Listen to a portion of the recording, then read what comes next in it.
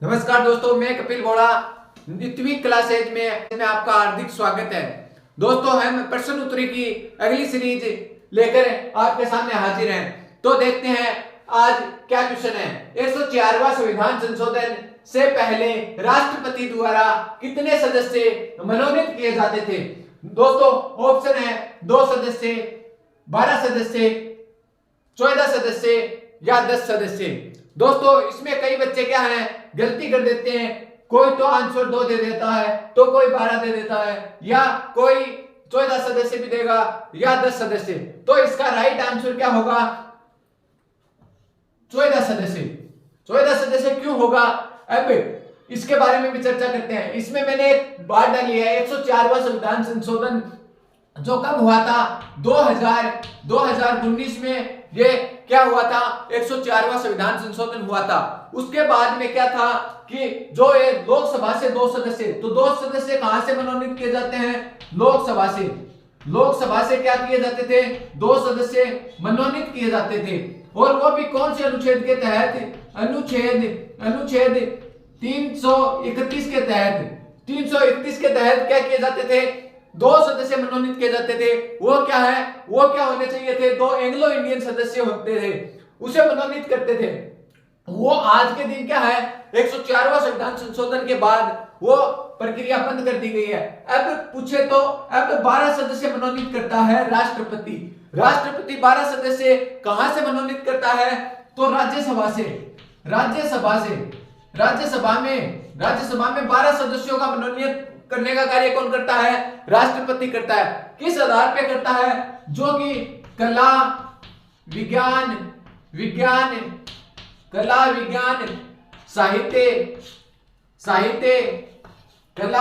साहित्य व समाज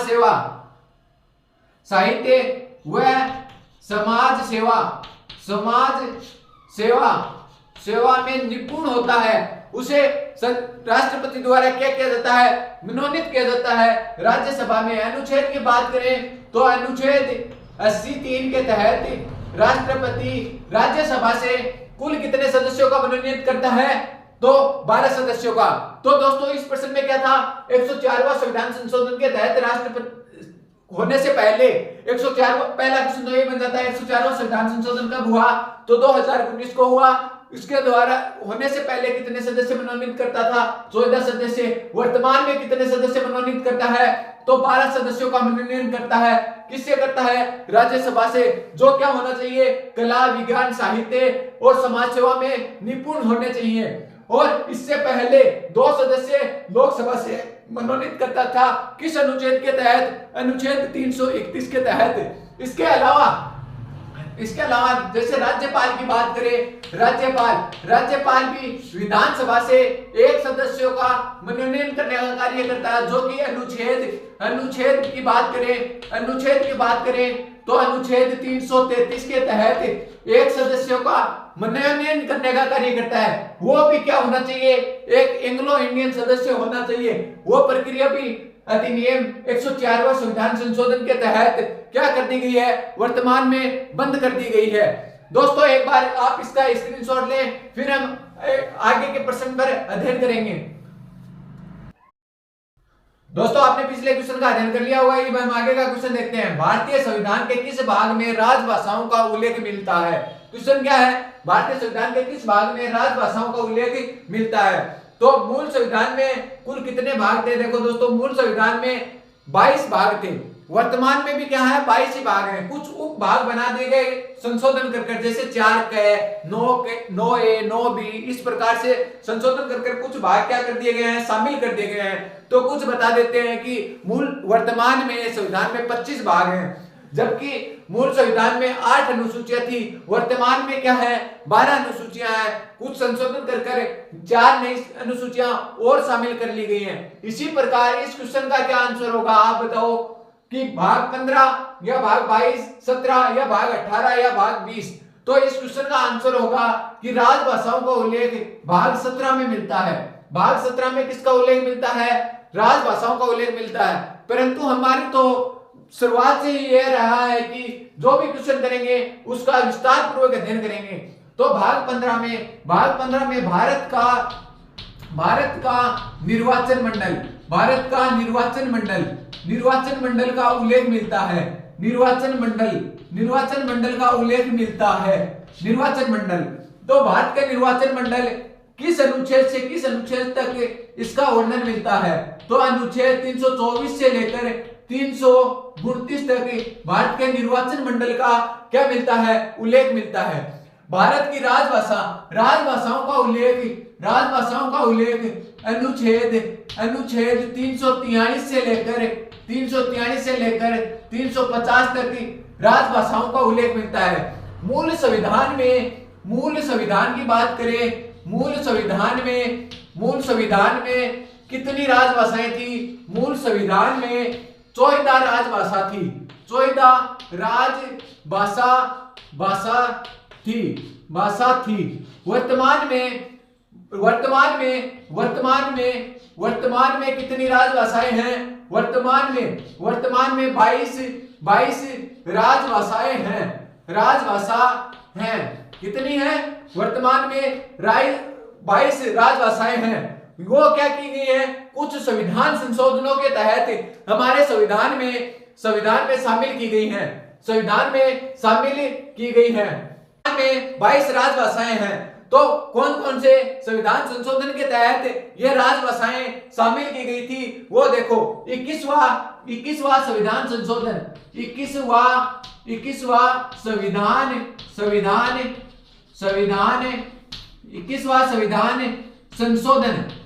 संविधान संशोधन कब हुआ था? 1967 में हुआ था। इसमें कौन सी राजभाषा जोड़ी गई थी? सिंधी राजभाषा जोड़ी गई थी। कौन सी? 21वां संविधान संशोधन 1967 में हुआ था, सिंध राजभाषाएं जोड़ी गई थी। पीएम की बात करें तो इंदिरा गांधी क्या थी? पीएम थी। प्रधानमंत्री कौन थी? इंदिरा गांधी थी। जबकि राष्ट्रपति पूछे, राष्ट्रपति कौन था? तो जाकिर हुसैन क्या था? राष्ट्रपति था। तो 21वां संविधान संशोधन 1967 के तहत सिंध भाषा जोड़ी गई थी। उस समय प्रधानमंत्री कौन था? इंदिरा गांधी थी। और राष्ट्रपति पूछे तो जाकिर हुसैन क्या थे? राष्ट्रपति थे। इसके बाद में एक हुआ था 71वां संविधान संशोधन, 71वां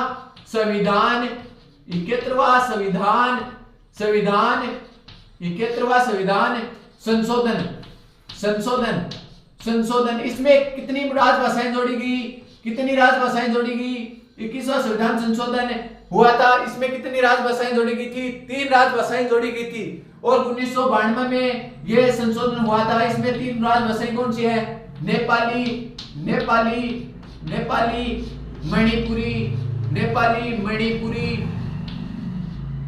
कोंकणी और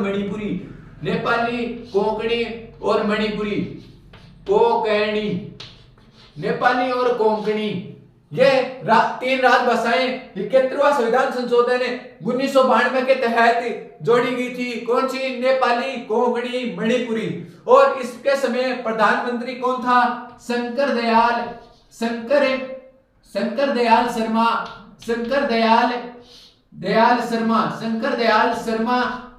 क्या थे? प्रधानमंत्री थे। शंकर दयाल शर्मा प्रधानमंत्री थे। ठीक है दोस्तों, इसके बाद में बात करते हैं 4 राजभाषाएं और शामिल की गई थी। वो कौन सा था? 92वां संविधान संशोधन, 92वां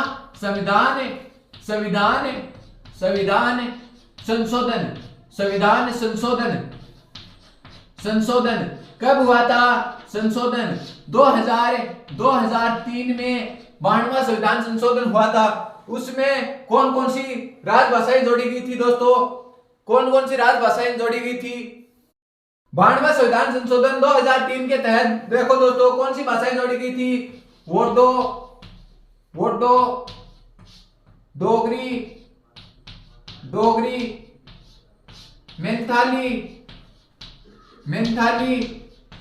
मेंथाली और सिंथाली।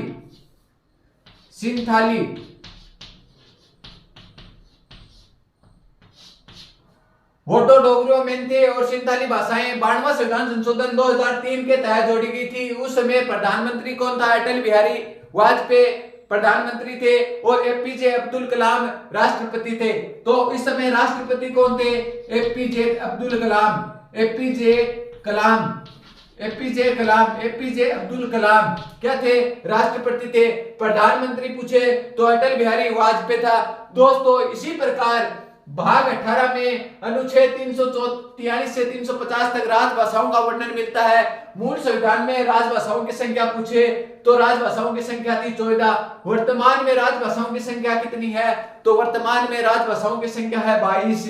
और 21वां संविधान संशोधन दोस्तों ये देखो आपको भाग 20 दिखाई दे रहा है। भाग 20 में क्या है? भाग 20 में संविधान में संशोधन की प्रक्रिया है। किस अनुच्छेद के तहत शामिल किया गया था? अनुच्छेद 368 में संविधान संशोधन की प्रक्रिया शामिल की गई है, जो कहां से ली गई है? दक्षिणी अफ्रीका के संविधान से यह प्रक्रिया शामिल की गई है। तो भाग 20 किसके लिए है? भाग 20 में है कुछ संविधान में किसी भी प्रकार का संशोधन यदि करना है तो संसद के दोनों सदन, मैंने सदन बताए थे पिछले वीडियो में देखना, 2 सदन बताए थे, एक लोकसभा और दूसरा राज्यसभा। वो कोई भी संविधान में यदि परिवर्तन करना चाहे तो अनुच्छेद 368 भाग 20 ये प्रक्रिया दक्षिणी अफ्रीका के संविधान से ली गई है। इसके तहत क्या कर सकते हैं? किसी भी प्रकार का संशोधन कर सकते हैं। तो उसी प्रकार उस संविधान में के अनुसार ही अनुरूप 368 के तहत संशोधन की प्रक्रिया को लेकर मूल संविधान में 24 राजभाषाएं थी। 24 राजभाषा से वर्तमान में 22 राजभाषाएं हो गई। इसमें क्या हुए? प्रमुख संशोधन हुए। तो पहला संशोधन जो ये क्वेश्चन है ना संशोधनों के जो राजभाषा होगी, ये एसएससी के सबसे ज्यादा पूछे जाने वाले सवाल है। तो 21वां संविधान संशोधन 1967 के तहत सिंध भाषा जोड़ी गई थी और उस समय प्रधानमंत्री कौन थी? इंदिरा गांधी थी। जबकि राष्ट्रपति कौन थे? जाकिर हुसैन साहब राष्ट्रपति थे। इसके बाद में 71वां संविधान संशोधन 1992 में नेपाली, मणिपुरी, कोंकणी भाषा शामिल की गई थी। ये अभी दिल्ली पुलिस में इससे 4 या 5 बार लगभग क्वेश्चन पूछे जा चुके हैं। क्वेश्चन पूछ लिया गया कि 71वां संविधान संशोधन 1992 के तहत कौन सी भाषा को शामिल नहीं किया गया है? उसमें 3 ऑप्शन तो ये किए थे, जैसे नेपाली, मणिपुरी और कोंकणी भाषा दे दी गई और चौथा दे दिया गया वोडो भाषा दे दी जाती है, कई बार सिंध भाषा दे दी जाती है। तो इसे क्रम से याद रखना अति आवश्यक है। इसके बाद में देखो 92वां संविधान संशोधन 2003 में हुआ था। इसमें 4 राजभाषाओं को शामिल किया गया था। कौन कौन सी भाषाएं हैं? वोडो है, डोगरी है, मेंथाली है और सेंथाली है। इसके समय राष्ट्रपति पूछे तो एपीजे अब्दुल कलाम थे। एपीजे अब्दुल कलाम थे। और बाद में प्रधानमंत्री पूछे तो अटल बिहारी वाजपेयी थे। आपको सभी को मैंने बता दिया कि कोई भी यदि कानून बनता है तो उसके ऊपर राष्ट्रपति के हस्ताक्षर होने अनिवार्य हैं। तो ये भाषाओं में जितने भी परिवर्तन हुए हैं राष्ट्रपति के हस्ताक्षर के बाद ही उसे राजभाषाओं की क्या मिली है? मान्यता मिली है। और भाग 18 की हम बात करें, भाग 18 में किसका वर्णन है? आपातकाल का वर्णन है। आपातकाल का वर्णन है। अनुच्छेदों की बात करें, अनुच्छेद मैंने कल बताए थे, अनुच्छेद 350 तक तो देखो भाग 17 में हो गए। तो 350 से 352 से 360 तक के अनुच्छेद हैं। 360 तक के अनुच्छेद है। उसमें क्या है? आपातकालीन व्यवस्थाओं का वर्णन मिलता है। तो दोस्तों आपातकाल की व्यवस्थाओं के बारे में बात करें तो जर्मनी के संविधान से लिया गया है। ये मैंने पीछे के वीडियो में पूरा करवा दिया है। जैसे आपातकाल 3 प्रकार के आपातकाल होते हैं। अनुच्छेद 352 के तहत कौन सा आपातकाल लगता है? राष्ट्रीय आपातकाल लगता है, जो अभी तक हमारे देश में 3 बार लागू हुआ है, 1962 में, 1975 में और 1987 में। दोस्तों आगे हम क्वेश्चन देखते हैं। देखो आपको देखने में क्वेश्चन सरल लगेगा परंतु इसमें बहुत ज्यादा गलतियां होती हैं। गलतियां किस प्रकार होगी वो देखेंगे हम। राज्यसभा का कार्यकाल कितने वर्ष का होता है? ये सेकंड ग्रेड में आया था और अधिकांश बच्चों का क्या था उस समय गलत था। आज से पहले आया था 2013 के लगभग ये क्वेश्चन आया था। तो उस समय सभी का ये क्या हुआ था, एक क्वेश्चन गलत हुआ था। क्यों हुआ था? सभी बच्चे ने क्या क्या क्या था, राज्यसभा का कार्यकाल 6 वर्ष का होता है। हालांकि ये क्वेश्चन क्या हो गया, फिर गलत हो गया। 6 वर्ष करते ही क्या हो गया, गलत हो गया। क्यों हो गया गलत? क्योंकि राज्यसभा का कोई निश्चित कार्यकाल नहीं होता है। उनके सदस्यों का कार्यकाल पूछते, सदस्यों का कार्यकाल पूछते तो क्या होता, सदस्यों का कार्यकाल 6 वर्ष होता। परंतु इस क्वेश्चन में पूछा था कि राज्यसभा का कार्यकाल कितने वर्ष होता है, तो राज्यसभा का कोई कार्यकाल नहीं होता है, क्योंकि ये तो संसद में एक स्थायी सदन है। क्या है? एक स्थायी सदन है, स्थायी सदन है। अनुच्छेद 83 में यह बात कही गई है। अनुच्छेद 83 में क्या बात कही गई है कि राज्यसभा एक संसद का स्थायी सदन है, इसे कभी भी भंग नहीं किया जा सकता। इसके सदस्यों को प्रत्येक 2 वर्ष के बाद 1/3 सदस्यों को क्या कर दिया जाता है, 1/3 सदस्यों को क्या कर दिया जाता है, प्रत्येक 2 वर्ष के बाद सेवानिवृत्त किया जाता है। प्रत्येक 2 वर्ष के बाद 1/3 सदस्यों को राज्यसभा के सदस्यों को सेवानिवृत्त किया जाता है। और हालांकि राज्यसभा के सदस्यों का कार्यकाल पूछते तो ये 6 आंसर सही होता। इस प्रकार से इस क्वेश्चन में कई लोगों ने गड़बड़ की थी। जबकि लोकसभा का कार्यकाल कितने, सामान्य तौर पर लोकसभा का कार्यकाल कितने वर्ष का होता है पूछा जाए तो 5 वर्ष का होता है। परंतु ये भी है, कोई निश्चित नहीं है, कोई आपातकालीन स्थिति होने के कारण इसे कार्यकाल से पहले भी भंग किया जा सकता है। राष्ट्रपति की अनुमति के बाद इसके लोकसभा का कार्यकाल कई दिनों तक बढ़ाया भी जा सकता है और इसे कम व अधिक किया जा सकता है। एक हमने ऑप्शन दिया है नौ वर्ष किसका कार्यकाल होता है, आपने सोचा भी नहीं होगा। अंतरराष्ट्रीय न्यायालय में न्यायाधीश चुने जाते हैं, 15 न्यायाधीश चुने जाते हैं, उनका कार्यकाल 9 वर्ष होता है। तो अंतरराष्ट्रीय न्यायालय के न्यायाधीशों का कार्यकाल कितने वर्ष का होता है, तो 9 वर्ष का होता है। इसी प्रकार दोस्तों हमने इस क्वेश्चन को करना है, जैसे लोकसभा का कार्यकाल पूछे तो 5 वर्ष करना है, जबकि राज्यसभा के सदस्यों का कार्यकाल पूछे तो कितने वर्ष करना है, हमें 6 वर्ष करना है। जबकि राज्यसभा का कार्यकाल पूछे तो कोई निश्चित नहीं होता है, ये आंसर देना है। तो आगे से हमें इस प्रकार की गलतियों से बचना है। और अंतरराष्ट्रीय न्यायालय का कार्यकाल पूछे तो 9 वर्ष का होता है। दोस्तों आज के लिए इतना ही। अब इस प्रकार के क्वेश्चनों की सीरीज हमारी चलती रहेगी और आगे भी हम इस प्रकार के आपको अच्छे क्वेश्चन हमारे इस चैनल पे उपलब्ध कराएंगे। आज के लिए इतना ही, धन्यवाद।